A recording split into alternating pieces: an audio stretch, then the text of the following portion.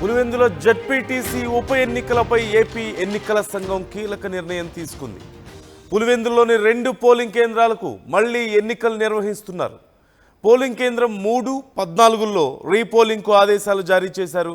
నిన్న 3, 14 కేంద్రాల్లో స్వల్ప ఘటనలు జరిగాయన్న అధికారులు ఉదయం 7 గంటల నుంచి సాయంత్రం 5 గంటల వరకు రీపోలింగ్ నిర్వహిస్తున్నట్లుగా కలెక్టర్ చెరుకూరి శ్రీధర్ వెల్లడించారు.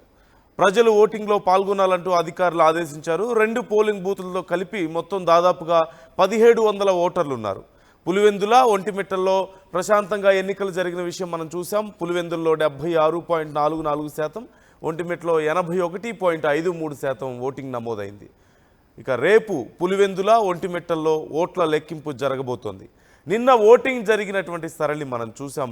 అక్కడక్కడ కొన్ని చెదురుమదురు ఘటనలు మినహా మిగతా ఓటింగ్ అంతా బాగానే జరిగిందంటూ అధికారులు చెప్తున్నారు. ఈ నేపథ్యంలో ఒక 2 పోలింగ్ బూత్ల వద్ద మాత్రం కొంత ఉద్రిక్త పరిస్థితులు నెలకొనడం, అలాగే అక్కడ కొన్ని చిన్న గొడవలు జరిగిన నేపథ్యంలో మరొకసారి పోలింగ్ నిర్వహించాలంటూ అధికారులు నిర్ణయం తీసుకున్నారు.